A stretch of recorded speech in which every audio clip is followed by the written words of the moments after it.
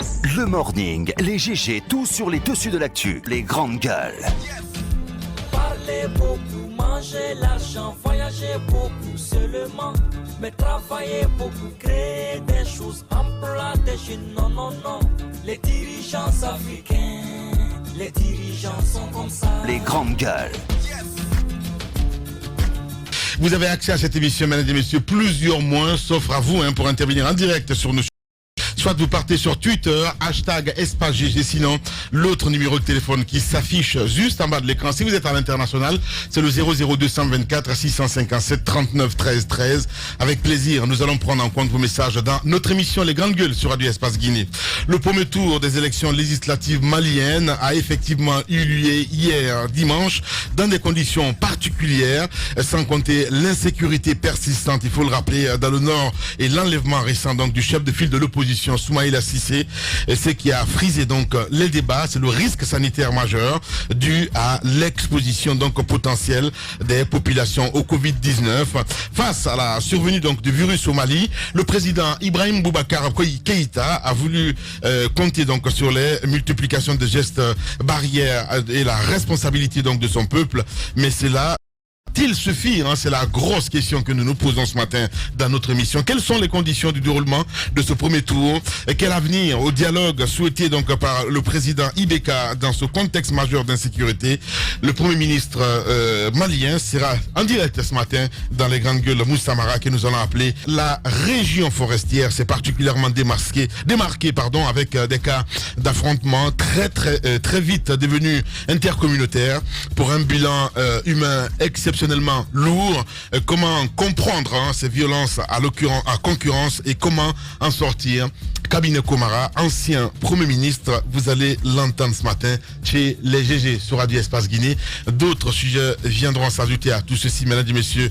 Depuis ce matin, donc on est en mode D sur le groupe d'Afromédia, donc le service minimum pour votre plaisir. Encore une fois, merci de nous rejoindre sur Radio Espace Guinée. Moussa Mouissi là, bonjour. Bonjour Lamine, bonjour à tous. Bonjour Tambaza Karimi Limonou. Bonjour Lamine, bonjour à tous. Bonjour Jacques Léwalino. Bonjour Lamine, bonjour à tous. Ouais. On l'a appris ce matin très tôt. Le ministre Moustapha a été testé positif au coronavirus. Oui, source ministère de la Santé, donc source crédible. Le ministre Moustapha a été officiellement, faut-il le rappeler officiellement, parce qu'officieusement, nous ne savons pas ce qui se passe réellement au sein du gouvernement guinéen, mais officiellement, c'est le tout premier ministre guinéen atteint donc du Covid-19. Alors, c'est un devoir pour nous de donner l'information, comme nous l'avons fait pour le cas de Dr Makale, qui a d'ailleurs été celle qui a fait le pas pour annoncer son statut, et également pour Dame Rabia Toussé Radialeux et tous ces anonymes qui sont touchés par le coronavirus. Cela permet à tous ceux qui ont eu des interactions avec les personnes testées positives, cela leur permet de prendre des précautions, de se mettre en isolement et de contacter bien entendu l'Agence nationale de la sécurité sanitaire qui va déployer donc toute sa méthodologie dans le cadre du suivi afin de connaître au bout de 14 jours le statut de toutes ces personnes. Donc Moustapha a été officiellement donc est le tout premier ministre atteint. Donc ça pose des questions. Ça nous amène à nous poser énormément de questions. Des questions sur ce qui se passe au sein du gouvernement. Qu'est-ce qui sera fait à ce niveau? Parce que quand on dit ministre du gouvernement, c'est-à-dire qu'on a des échanges, on a des collaborateurs, on a des échanges aussi avec les autres ministres. Je pense qu'il y a lieu aujourd'hui pour le gouvernement de prendre des mesures drastiques. Des mesures drastiques. Pendant qu'il est temps, c'est important. Vous savez, même le ministère doit être mis en quarantaine. Exactement. C'est très important. Lamine, nous pêchons quelque chose d'assez grave. Nous pêchons les grandes gueules pour la véritable, comment je peux appeler ça, pour l'amateurisme qui entoure le suivi des cas. Le suivi des cas. Le problème aujourd'hui, c'est que la Guinée, ce sur quoi la Guinée a pu capitaliser après Ebola, c'est que nous avons des laboratoires qui fonctionnent rapidement, qui sont capables de faire des tests et nous donner tout ça en moins de 24 heures. Mais là où on nous a menti, on nous a manipulé, c'est la gestion des cas. Effectivement. Lorsque cette épidémie a commencé, avant même que ce ne soit déclaré pandémie et autres, des voix se sont élevées pour dire au gouvernement guinéen, attention, fermez cette frontière aérienne. Nous n'avons aucun cas, nous avons 0 cas positif. Fermez-nous cette frontière. Ça n'a pas été fait. Ça n'a pas été fait. Et tous les cas que nous avons enregistrés, ce sont des cas importés qui sont venus de l'étranger. Et pire que tout ça, la communication qui a consisté de l'Agence nationale pour la sécurité sanitaire à dire à l'opinion publique que tous ceux qui revenaient des pays atteints, des pays touchés, qu'on leur retirait leur passeport, qu'un itinéraire de tout leur déplacement était dressé et qu'on pouvait les joindre quand il fallait. Mais c'est faux, cette communication elle est fausse, c'est pas possible. La preuve, c'est qu'à ce jour, lui-même le dit clairement, et même sans se rappeler qu'il nous avait rassuré que tous les cas contacts étaient gérés, mais il dit qu'il y a 300 qui manquent à l'appel. Et je vous dis que c'est beaucoup plus que 300. C'est beaucoup plus que 300. Ça sert à quoi de prendre des passeports des gens, de les garder à votre niveau, si vous ne savez même pas dans quel quartier ils sont, à quel moment ces personnes peuvent se déplacer de Conakry pour aller à l'intérieur du pays, où elles vont aller interagir avec d'autres personnes. Et ce qui est grave, les spécialistes le disent, c'est la contagion communautaire. C'est la contagion communautaire. Lorsque ça touche cela, ça devient extrêmement grave. Vous avez des propositions qui sont faites pour que Conakry soit isolé. Les opérateurs économiques nous le disent parce que les cas sont concentrés à Conakry. C'est vrai. Mais à ce jour, il ne faut pas oublier que parmi ces cas, il y a des cas positifs qui ont interagi avec des gens à l'intérieur du pays. Est-ce que ça vaut le coup à ce jour d'isoler la capitale guinéenne? On aurait pu le faire très tôt lorsque l'alerte a été donnée. On ne l'a pas fait. Ensuite, je veux quand même inviter l'opinion à se concentrer un tout petit peu sur l'organisation de la riposte que la Guinée a mise en place. L'Afrique, déjà, sur 46 pays, il y a 46 pays qui sont touchés par le coronavirus. 4282 cas pour 134 décès. Et je vous explique, du côté du Sénégal, 142 cas positifs, dont 27 guéris. Mais là-bas, le fonds qui a annoncé, le fonds qui est en train d'être débloqué, c'est 1000 milliards justement, de francs CFA. On a vu même Moustapha Mamba Guirassi qui a été... qui est sorti d'affaires. Justement. Qui est sorti d'affaires, qui a expliqué un peu tout ce qu'il subissait. Vous savez, l'engagement de l'État, c'est aussi à travers la capacité de cet État de mettre la main à la poche et de sortir les gros moyens. Au grand mot, les grands remèdes. Au grand mot, les grands remèdes. Qu'est-ce que nous avons mis dans l'assiette de lutte contre le coronavirus en Guinée? Qu'est-ce qu'on a vu? 6 milliards. C'est l'argent de poche des autres pays qui sont en train de lutter contre le coronavirus. Et j'apprends même que sur les 6 milliards, Sakouba n'a reçu que 600 millions de francs guinéens. Je vous dis une chose, sur les 6 milliards. Donc le ministre de la Santé doit s'expliquer. On n'a pas... Je vous l'ai dit dernièrement, on parlait de ce décret. Je disais que lorsqu'il y a... Pardon. Il va finir, Moussa. Je vais finir rapidement. Donc, à ce niveau, on ne peut pas juger de la volonté de l'État guinéen d'en finir ou de véritablement lutter contre le coronavirus. Parce que si on va à l'aune de l'argent décaissé, comparativement aux autres pays, on se dit qu'on est mal barré. On est mal barré parce que l'engagement de l'État n'est pas là. Je ne veux pas faire de comparatif, mais lorsqu'il s'agit de mouvements politiques, lorsqu'il s'agit de folklore, mais on est prompt à décaisser des milliards. Même pour les élections, je ne pense pas que la vie d'un citoyen soit minime à l'organisation d'une élection électorale. Les élections, on les organise pour des humains. Faut-il que les citoyens soient vivants pour qu'on organise des élections? Alors, lorsqu'il s'agit de santé publique, c'est là où l'État doit véritablement sortir les gros moyens. À ce stade, on n'a pas sorti les gros moyens. Deuxième chose que je veux dire, les mesures qui ont été prises par le gouvernement guinéen, par le chef de l'État notamment, qui a cité ces mesures, 3 dans le taxi, 2 sur mototaxi, fermeture des lieux où il y a beaucoup de personnes et tout ça. Mais monsieur le président, c'est la pyramide inversée. Vous auriez dû commencer par les mesures d'accompagnement. Nous annoncer comment ces ménages, comment ces citoyens, comment ces PME vont pouvoir quand même survivre à cette dèche.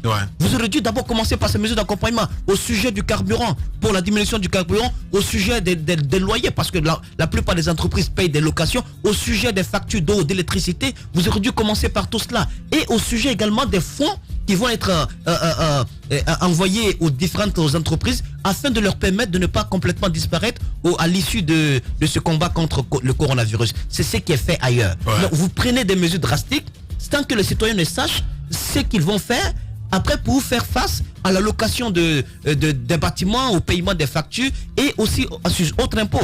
J'apprends même ce matin que les taximètres... Exactement, parce que vous savez ce qui se passe à Bambeto. Ironie du sort, ce sont les jeunes de Bambeto qui vérifient dans les taxis et lorsqu'ils se rendent compte qu'il y a 4-5 personnes, ils descendent tout le monde. Ils demandent aux gens de respecter la mesure. C'est incroyable. Juste que je suis passé au rond-point de Bambeto, je n'en revenais pas. Je n'en revenais pas. Parce que vous savez quoi? On n'attend plus le gouvernement pour sauver nos vies. C'est clair. On ne vous attendra plus parce que nous savons que les mesures véritables ne sont pas prises. Vous avez devant chaque ménage, devant chaque famille, des spas d'Okoya et Cristal qui sont remplis d'eau de Javel devant chaque foyer parce qu'on ne vous attendra plus. Ce qu'on vous a demandé très tôt, vous ne l'avez pas fait. Aujourd'hui, vous peinez même à mettre les moyens qu'il faut pour que la lutte soit organisée. Et cette lutte, elle n'est pas du tout bien organisée parce que tout simplement, on ne peut pas prendre les bons exemples. La Sierra Leone à côté, 0 cas pour l'instant. Bien. Parce que là-bas, on a su se réveiller très tôt. Moi, je trouve que... Merci, Moussa. Dernier point, Lamine, rapidement. Hier, notamment, on a convoyé les cas positifs du CTE de Nongo du côté du centre de maladies infectieuses du côté de Donka. Donka, c'est nouveau, c'est rénové, d'accord. Mais la capacité d'accueil de Donka est potentiellement déjà dépassée avant même que tous les malades y soient. Bien. Nous avons 16 cas, un guéri. Oui. Vous avez des cas nouveaux. Oui. Ce matin, vous allez entendre les chiffres avant la fin de la journée. Justement, j'apprends qu'il y a 10 personnes du côté de Ghana, exactement. Donc, on a déjà dépassé les capacités d'accueil du nouveau centre où on envoie nos citoyens guinéens. Après, je donnerai d'autres détails. Merci beaucoup, Moussa. Allez-y, mon cher Tamba. Vous allez respecter les mesures, s'il vous plaît. Voilà. Il faut respecter les distances, s'il vous plaît, les gars. Je crois que c'est... Non, Jacques plutôt. Jacques c'est le bon milieu. Voilà, c'est mieux. Ok. Voilà. Allez-y. Non, alors ce que je disais il y a... On sait jamais. Hein. Vous souvenez, hein, oui. Ce que je disais il y a peu dans ce studio, lorsqu'on parlait de ce décret... Qu'est-ce que tu dis, Moussa? Alors... Non, mais vous, après, on va parler. Comment ça, je comprends pas? Ah, mais oui, tu comprends. Non, je comprends pas. Non. Du fait que Moustapha Monaité soit positif. Ce qui va se passer là. Non, c'est pas trop vite. Je vous dis. Ce qui va se passer. Je sais que vous êtes un Djakake aguerri, mais le coronavirus ne connaît pas ça. Non, mais je n'ai pas dit le contraire. Ce que je vais vous dire. Non, je n'ai pas dit le contraire. Je comprends très bien. Vous allez vous imposer une chose. Vous savez, Lamine, à Espace, il y a 3 de nos guerriers qui étaient à la conférence de Rabiatou. Ces 3 guerriers sont en isolement aujourd'hui, en attendant les 14 jours. Si vous voulez bien que je mette en isolement aussi, je peux le faire. Ça dépend. Toute la Guinée le sait, c'est mon meilleur ami. Mais ça dépend du dernier contact que vous avez eu avec lui. Mais ce serait bien que vous soyez en isolement. Allez-y. Non, absolument. Parce que allez-y, Tamba. Je sais qu'on aurait pu. Je suis inquiet. Alors viens prendre ma place. Je suis complètement bête. On a simple que ça, on a interagi. Comment ça, on a interagi? Non. Viens prendre ma place, comme ça je m'en vais. C'est aussi simple que ça. Voilà. J'ai pas développé de symptômes pour l'instant. Qu'est-ce que tu racontes? Oui, mais on va te mettre. C'est ce qu'il faut attendre. Ok, il n'y a pas de problème. Allez-y. On va te mettre en quarantaine. Il n'y a pas de souci. Pour le bien de toi-même. Pour le bien de tout le monde. Allez-y. C'est ce que nous prêchons. Alors, non, ce que je disais, vous vous rappelez, il y a quelques jours, on parlait de ce décret que Abakar, ou Mohamed Mara nous avait présenté sur l'ANSS, un décret que Dr Sakoba Keïta aura pris l'initiative lui-même de produire et d'introduire auprès du président de la République. Et puis on avait posé ces questions. Est-ce qu'il ne veut pas s'accaparer de tout ce qui est lutte contre le coronavirus en Guinée, se prévaloir de tous les pouvoirs liés à ce combat? Et je disais que c'est bien ce qu'il fallait faire, parce que si l'argent doit passer par plusieurs personnes, on sait bien que ça n'arrive jamais à temps. Sur 6 milliards annoncés, Lamine, tu nous apprends que c'est seulement 600 millions qui parviennent à Dr Sakoba Keïta. Ouais. Vous rendez bien compte de la légèreté avec laquelle on veut gérer ce dossier du coronavirus en Guinée. Mais cela dit, je pense qu'il faut ouvrir les yeux des gens sur ce qui est en train de se passer. Le virus arrive en Afrique, je crois c'était au 2 mars. Le premier cas en Algérie, le 2 mars. En Libye. Pardon, c'était en Égypte. C'est donc le 2 mars, me semble-t-il, si mes informations sont bonnes, le premier cas arrive en Afrique. Aujourd'hui, nous sommes au 30. Ce qui veut dire que 28 jours plus tard, toute l'Afrique, à l'exception de 6 pays, toute l'Afrique est atteinte. À l'exception de seulement 6 pays. Moussa Moïse parlait de 46 États, et c'était important de préciser que c'est seulement 6 pays qui nous restent désormais pour être atteints. Donc, en l'espace de moins d'un mois, toute l'Afrique est atteinte.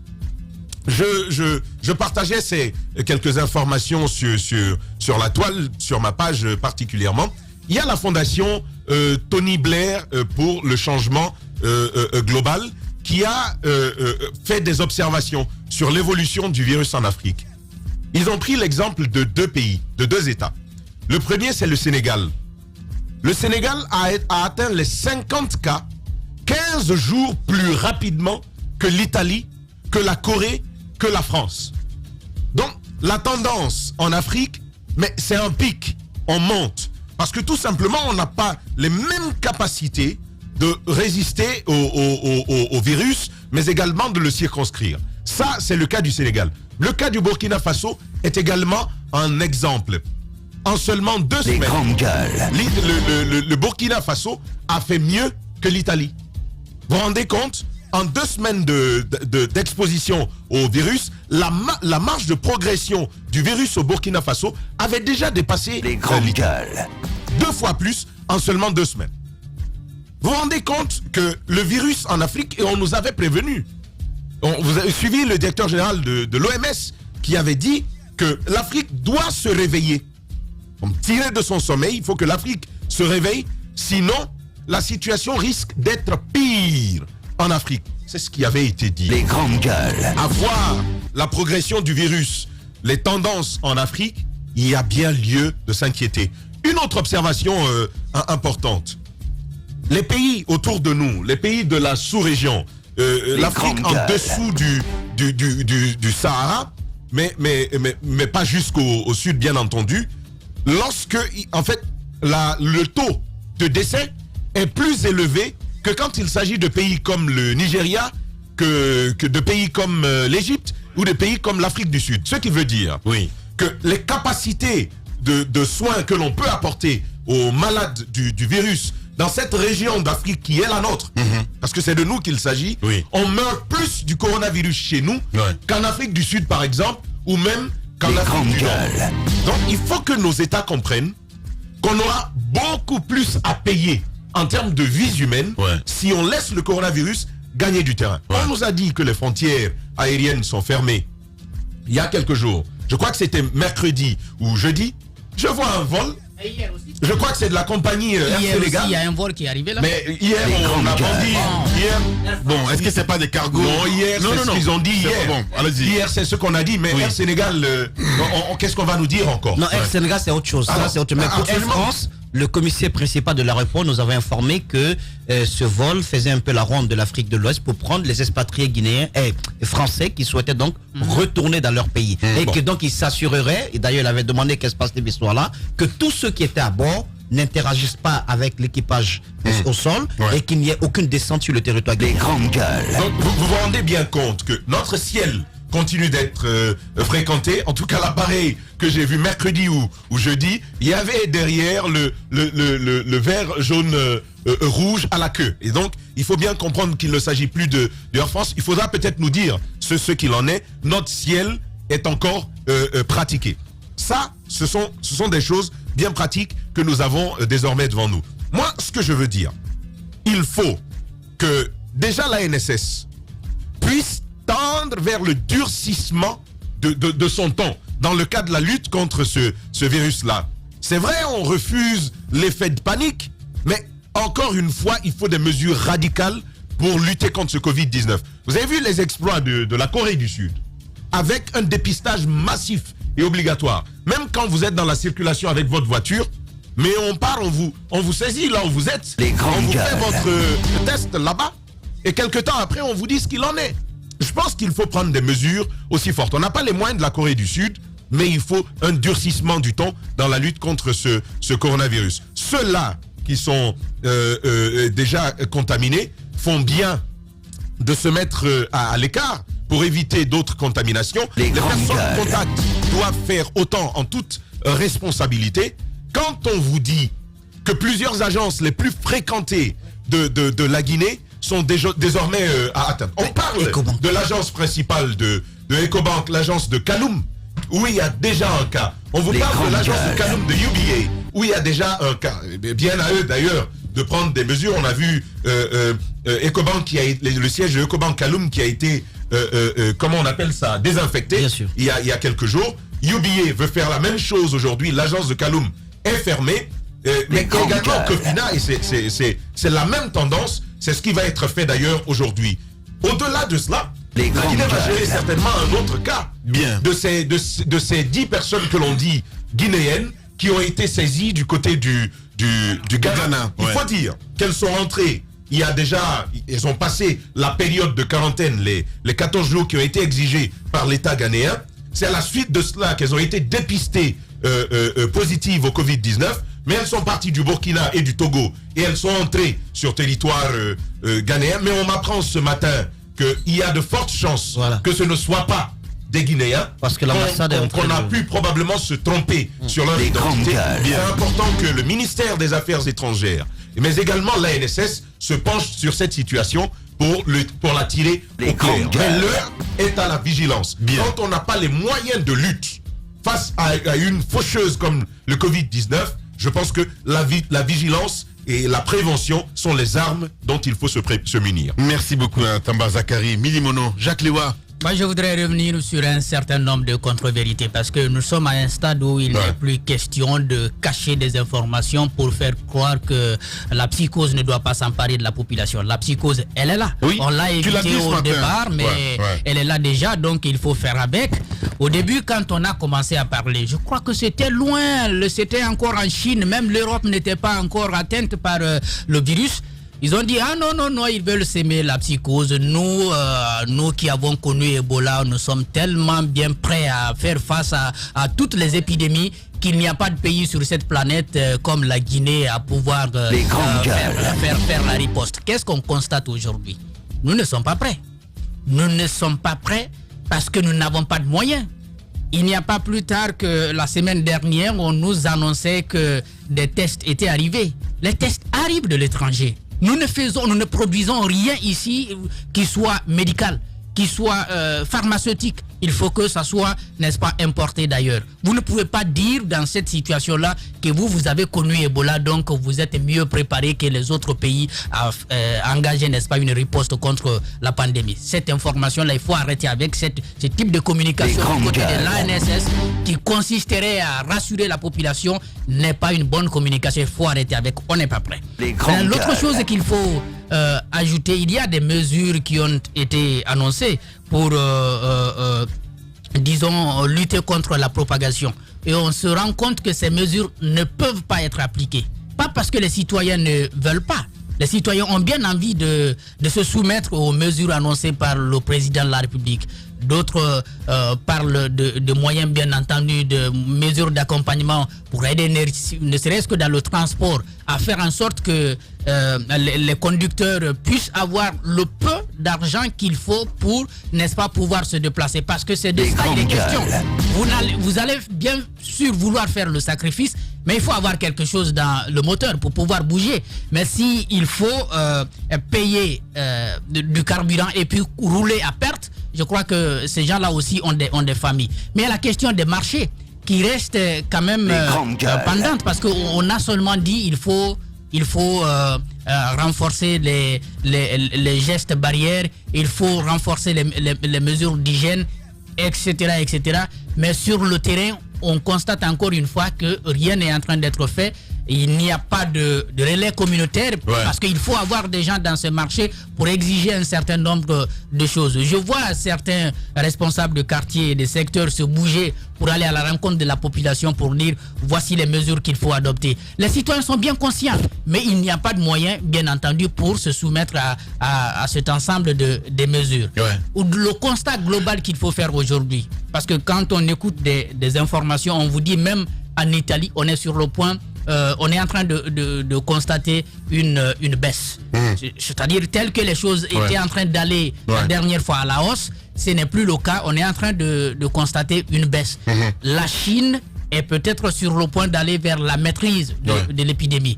Peut-être que la France va pouvoir aussi s'en sortir. Ce qui veut dire globalement... On n'a pas atteint le niveau de pic en France, on nous signale. C'est très important, Jacques Levalino. Ce qui veut dire globalement que la pandémie, tel que l'OMS l'a annoncé, tel que le secrétaire général des Nations Unies l'a dit, va déménager de l'Europe pour l'Afrique.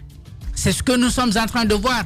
Les cas, on continue à les compter. Le Mali, qui a été le dernier pays, en tout cas de cet espace, a enregistré des cas et serait aujourd'hui à 20 cas.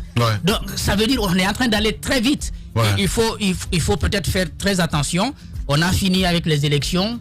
On a dit qu'il fallait peut-être mettre ça de côté, stopper pour voir dans quelle mesure on peut protéger les citoyens de cette pandémie-là. On a dit non, il n'en est pas question parce que la France a organisé. Nous sommes un pays comme la France et peut-être scientifiquement et médicalement aussi, nous avons les mêmes possibilités pour lutter contre cette pandémie comme la France. Il n'y a pas de problème, mais c'est fini. Maintenant, il va falloir faire face à cette pandémie-là. Le reste d'argent qu'on a, le reste d'argent que les élections ont laissé là, il faut sortir cela pour protéger la population. Maintenant, la dernière chose par rapport à Conakry, même si on est en train de penser qu'il y a des cas positifs qui sont entrés en contact avec des citoyens de l'intérieur du pays, moi j'ai dit quand même qu'il faut limiter les sorties de Conakry et les rentrées sur Conakry.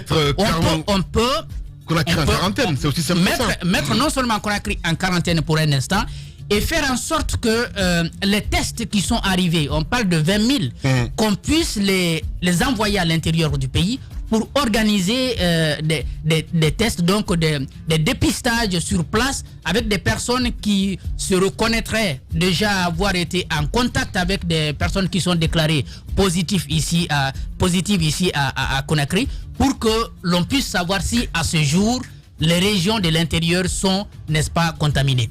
Je crois que c'est mieux de le faire comme ça que de dire bon, on est déjà la pandémie est déjà dans tout le pays, donc il ne faut pas fermer Conakry. Pour l'instant, ce qui est su, ce qui est officiel, c'est Conakry qui a le virus. Il va falloir renforcer les mesures à l'intérieur du pays, les mesures sanitaires bien sûr, pour nous permettre de pouvoir faire le dépistage sur place. Parce que le risque aujourd'hui, c'est cela.